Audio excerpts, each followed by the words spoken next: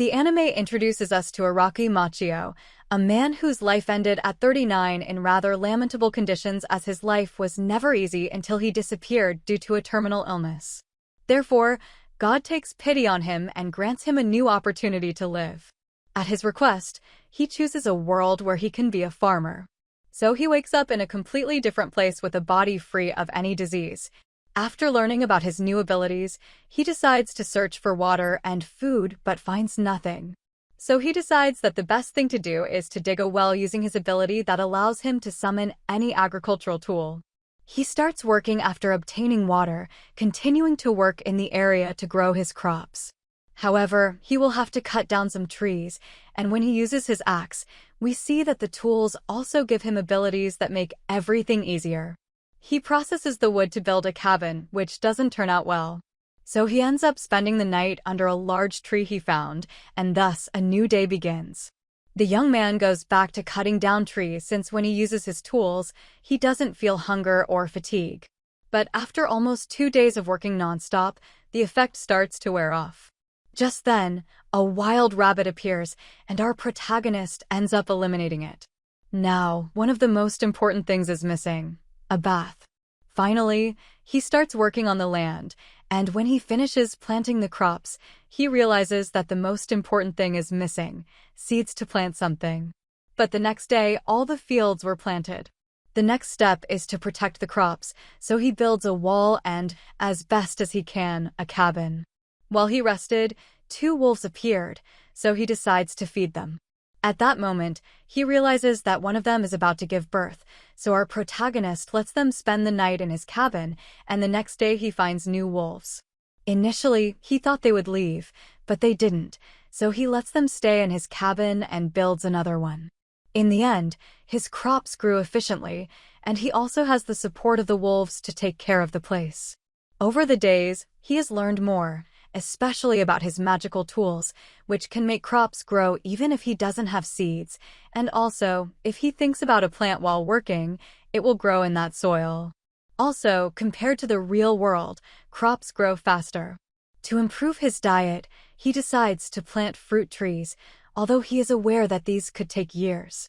In his free time, he plays with his pets, which also help him explore the forest without getting lost.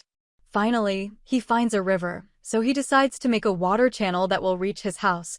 Although it seems like a long distance, he does it using his magical tools, like a wheelbarrow, and he also manages to expand his crop fields further. The current problem is that he cannot find salt. Winter is approaching, so it's best to do things to keep warm, since in the past, he tried to protect himself from the cold with rabbit fur, but he discarded the idea because of the bad smell. While he was looking for a solution, he comes across a spider that starts weaving a handkerchief and even embroiders it. This spider starts living in the giant tree, enjoying eating potatoes, and as payment, she takes care of weaving clothes for the protagonist. He ends up giving a name to the spider, which will be Zabuton. Winter arrives. Luckily, Araku was already prepared for this, and despite one of his problems being unable to find salt, a new problem arises as he begins to feel lonely. The snow starts to disappear, marking the arrival of spring. The wolves are now larger, so they decide to leave the nest, and thus they depart. However, the sadness is short-lived as they soon return, accompanied. Also, Zabuton appears after some time, accompanied by her offspring, thus increasing the number of pets. While working on his farm, Zabuton sounds the alarm, and one of his wolves guides him to a girl who appears to have been attacked by forest animals. Our protagonist approaches to help her, but she jumps on him and bites him, increasing her size and recovering her clothes. Before he can say anything, the wolves attack her, leaving her in the same state. After ensuring that she is harmless, Hiraka helps her and takes her home. She is surprised to find such a place in the mountains and is unfamiliar with the various fruits the protagonist has harvested. The young man shows her around and introduces her to all the crops. At night, we learn that the girl is a vampire named Ru Rurushi, who studies medicinal plants. She takes the opportunity to study everything related to the young master and his crops. Later, it is explained how she came to the forest. After a fight with some nobles who wanted to steal her research, she decided to escape. As she will only be there for a while, the young man asks her to stay with him not just for a few days, but for the rest of her life, regardless of being pursued or being a vampire, as he doesn't know how long he can bear the loneliness. Fortunately for him, she accepts, as she has no special place to return to. This makes Hiraka happy. Finally, the protagonist has someone to accompany him. She asks him to plant some medicinal plants, and he agrees. The problem will be finding the seeds, but he tells her they won't be necessary another day, as Rurushi creates magical lights and helps him find salt. After checking the progress of their crops, Zabuton activates the alarm. They go out to see what is happening and encounter another girl. After being rescued, she uses magic to heal and repair her clothes. Rurushi was fleeing, as this girl was looking for her, and when she starts screaming, she is attacked by the wolves. Back in the cabin, Tia asks Rurushi who the young man accompanying her is, to which she replies that he is her husband, and he introduces himself as Hiraku. The girl introduces herself as Tia, an angel. Our protagonist imagines her as a deity, but Rurushi tells him that she is actually just a warrior race. Tia explains that she is looking for her because after angering the nobles, she used different experiments to explode part of the castle. Rurushi assures that it was an accident, but the nobles put a bounty on her. The girls seem to get along well. Rurushi asks Tia to stay there, showing her all the crop fields and Zabuton, but Tia has arachnophobia. After showing her the crops, they teach her to harvest and give her some cabbage with salt to eat. As evening falls, they spend the whole day collecting crops, but the reward is worth it. So finally, Tia decides to stay, actually being pressured to stay. In addition to sharing and helping, both use advanced magic to lift heavy logs, improving the infrastructure of the place. The wolves have continued to reproduce, and there are many now, forcing Hikaru to create a dog area next to the orchard. Zabuton's offspring leave to start a new life. Only the largest ones remain. Tia also leaves, but only for a short time. Returns after a few days accompanied by a group of girls who are elves, and besides coming to help him, they ask Hikaru to let them live in that place. Tia explains that they used to live in a village to the north, but most of their people disappeared during the Human War, so they scattered and now wander the land seeking a place to call home. Since the girls agree, he accepts that they stay to live there, so they begin to build a place to stay, which includes many things. The elves are skilled when it comes to building, so after much effort, they manage to build a well-lit cabin with magic and a well-distributed design. Besides having a comfortable home, they quickly adapt to the place. Hikaru is surprised because the elves use fire and eat meat, something that according to his knowledge they did not do, as he assumes they are a race that loves the forest and hates fire, but it turns out to be quite the opposite. As gratitude towards the young master, they decide to set up a blacksmith shop, and with some work, they manage to make a pot, which delights Hikaru. They are also happy because after wandering for many years, they achieve their goal of having a home in a place and reproducing. After baking bread, Hikaru wonders if that place belongs to anyone in particular. Rurushi replies that it actually doesn't, but the lands belong to the Demon King. Rurushi says that nobody helped him, so this land belongs to him. After this, Hikaru prepares to work but is interrupted by Zabuton, who has caught a bee. At first, he thinks he will eat it. The bee is scared, but the reality is that she arrived looking for a home, and as Hikaru has a kind heart, he builds her a home in which she thrives in no time, besides being very calm. However, Tia is afraid of them. As their idea is to divert water from the river, they create a pond, but considering the distance from their home to the river, it won't be easy. At first, they want to use wood, but the result may not be good. So, using his magic tool, he creates channels using compact earth as he had left over from digging the pond. Construction begins with the help of the elves, who prove to be helpful. After some time, they manage to build the water channel, giving access to the fish, which turn out to be a concern for the girls as they are wild fish, and they don't know if it's safe to eat them. At first, they refuse, But after Hikaru's insistence, they accept, being surprised by their good taste. Now that there are more, they end up preserving some with salt. Hikaru decides to build a rice field. The girls don't know what he's talking about, so they observe. After having the place ready, he asks for their help to start planting the rice, and Zabuton's offspring will keep the pests away. After much work and patience, they manage to have the rice fields, and with the help of the girls, they manage to harvest them quickly. The next step is to thresh the rice, which he achieves by creating a thresher with his magic tool, and after a long process, he gets the rice.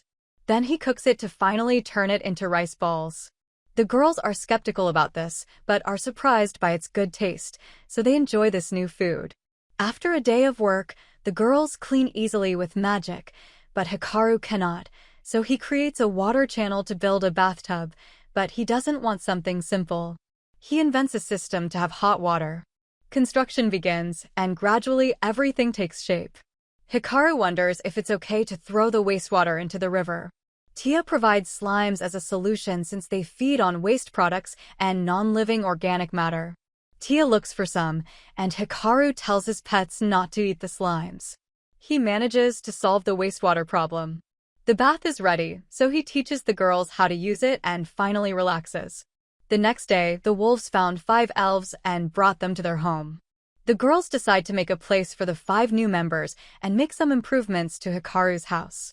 While they talk, we see the perspective of the wolf, who introduces himself as Kuro, a name given by the protagonist. Since he was born, he has lived in that forest and has never lost a fight.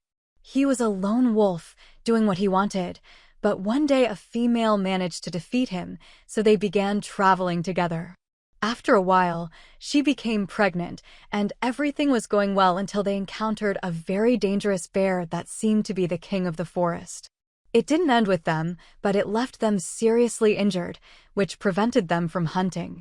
After wandering through the forest, they reached the most dangerous place where they met a human, which surprised them because forest dwellers usually live hidden and change location constantly, but he was different. They thought their last days were approaching, but that human welcomed them and shared his food, so they decided he would be their master.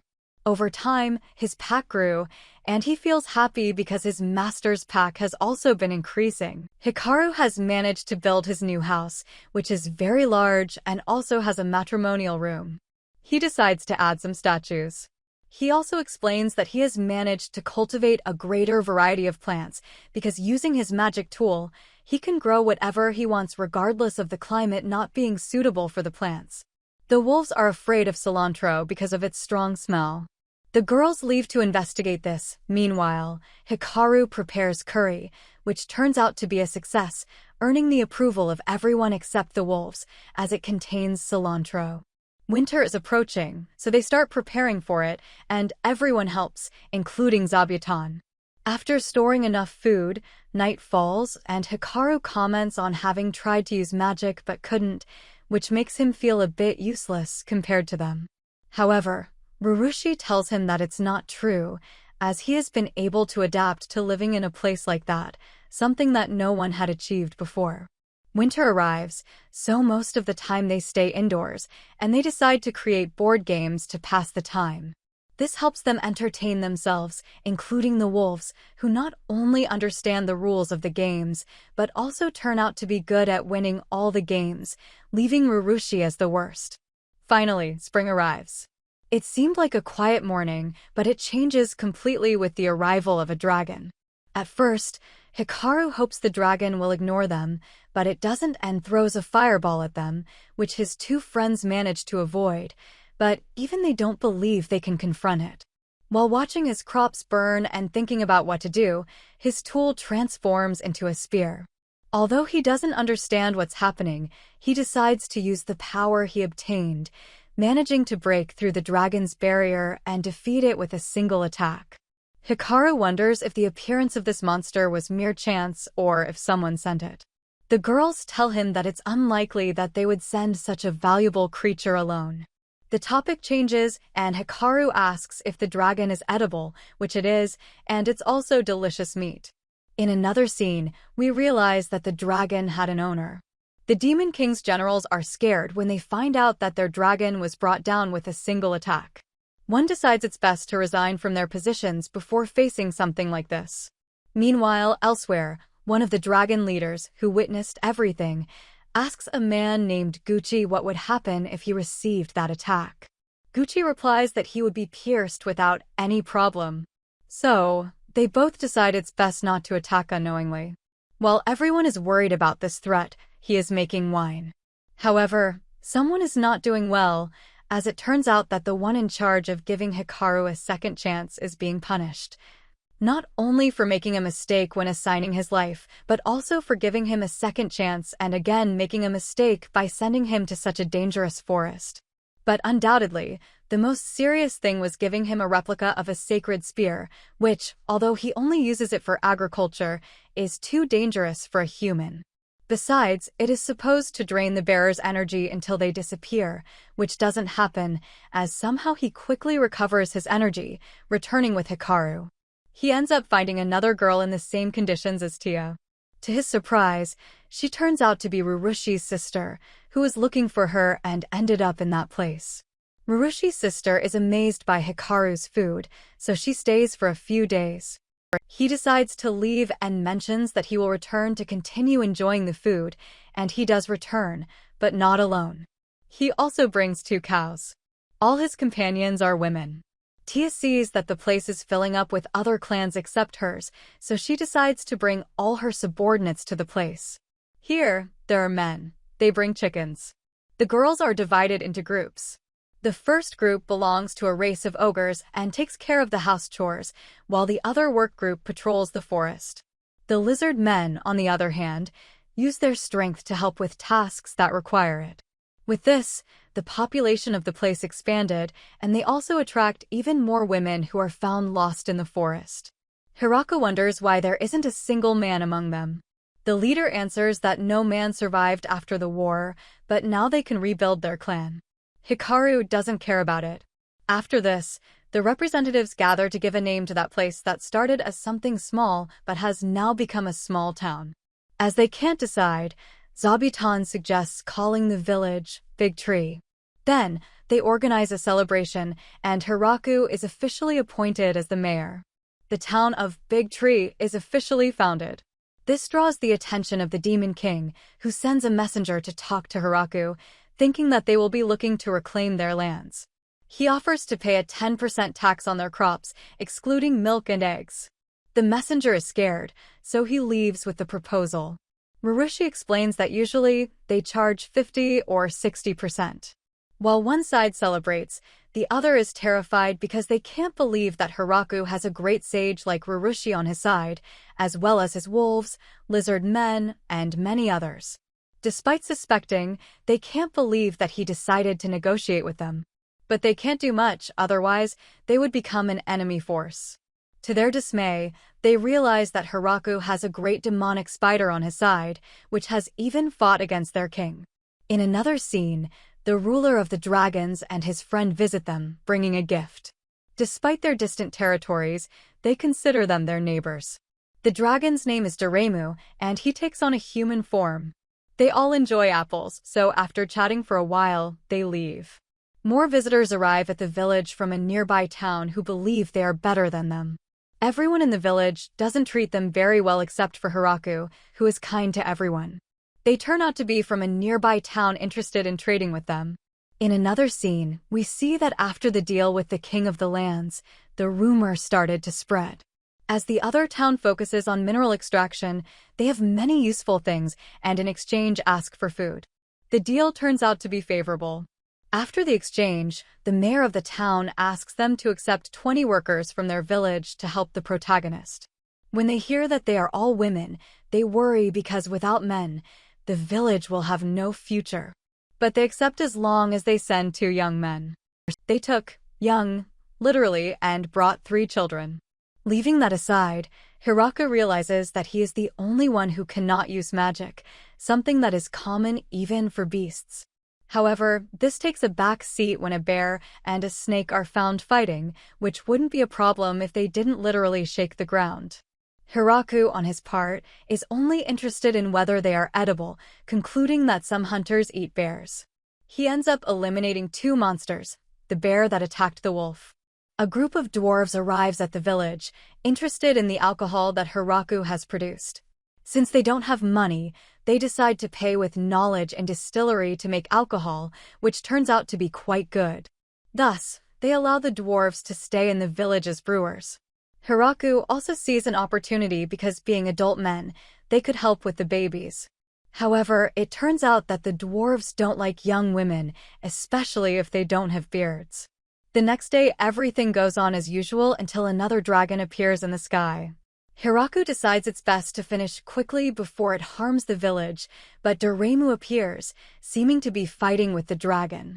Thus, the young man decides to wait.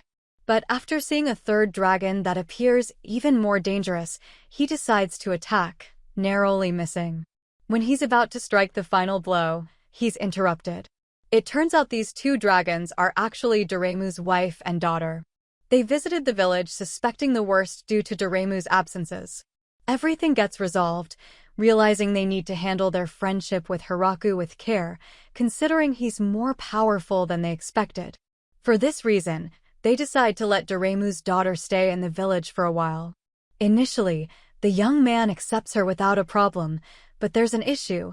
Her great strength ends up damaging everything she touches. Upon hearing that dragons are quite smart, he puts her in charge of handling the village's diplomatic relations, which scares everyone again. They decide it's time to send someone to monitor Hiraku's military power. One of the leaders decides to send his daughter. After seeing the place a bit, she's terrified by the large number of powerful beings in the village, as well as seeing monsters working together and obeying Hiraku when he's just a human. They all become interested in seafood, so they end up trading with a man interested in mediating the sale of Hiraku's products. He'll help him obtain more goods. After this, another dragon appears, challenging Hiraku, and ends up losing. The dragon turns out to be Doremu's older sister, so she asks the protagonist not to harm her. In confidence, they suggest playing some of the games that our protagonist has, but before that, they decide to bet something. Since they can't think of anything, the young man suggests that when he used to play, the loser was forced to remove an item of clothing. Excited, the dragon family accepts. They don't know the rules, and they don't have much clothing, so Hiraku is almost naked. It turns out that the dragons are very smart, but Hiraku has a move that will give him victory. However, he lost, so he must remove his last item of clothing in front of all the spectators. On the other hand, the problem escalates. Despite the king's reluctance to start a war, the princess and other nobles argue that it's best to attack before Hiraku's village becomes a greater threat. When the leaders of the Demon King hear of the princess's intentions, they worry, fearing that after avoiding the attack, Hiraku might decide to go to war. So, they conclude that it's best to stop this conflict without involving the village, and they manage to do so quite easily. Thus, we have the three who influenced the princess to carry out this attack, but it didn't go well, and gradually they understand that all the inhabitants of that place, including the beasts, are quite good, and starting to work as escaping is not an option. The princess explains to her friend that she started all this because after she disappeared from the kingdom, rumors spread that she had been kidnapped. The princess leaves, the crops yield more than necessary, and some mountain elves come to live in the village, and Rurushi is pregnant. Things in the village are going quite well, besides training on some occasions to lose weight and thus be able to continue wearing the maid's uniform. The training is not for Hiraku, so he dedicates himself to helping, and at night he is watched by the elves. The next day, a man named Valgriff arrives. He turns out to be a very ancient vampire and could be considered Rurushi's grandfather, except that he doesn't age. He leaves after Hiraku gives him a statue of the god who gave him a second chance, as he turns out to be quite devout. Some things happen, but they're not relevant. The girls try to stop drinking alcohol since Rurushi can't either. The dwarves are worried because no one drinks what they make. After learning the reason for this, they decide to make even more alcohol for when everyone can drink again. Night falls, and with it, the birth begins. Everyone is very worried, especially Hiraku, who can't do anything to help now. He returns to his first home where everything began, and despite wanting to live far away on his own, he is now surrounded by people, and so the night ends. At dawn, he can see his son for the first time. They name him Alfred, and he is half vampire.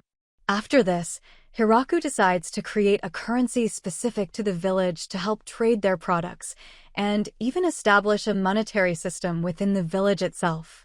Generally, when someone in the village wants something, they consult with him, but now there are too many people, so it's very complicated. This way, people can acquire what they want without consulting, and this system is implemented in the village, proving to be quite useful. As night falls, they celebrate the baby's birth, so everyone can finally drink. The other kingdoms are happy about Hiraku's son's birth, and everyone plans to further expand the village to accommodate more people. And so the anime ends. I really liked it, which is why I watched it twice. And that's the end of the summary of this wonderful anime. I hope you liked it. Don't forget to subscribe and hit the like button, as it helps and motivates me to keep creating more content for you. See you soon.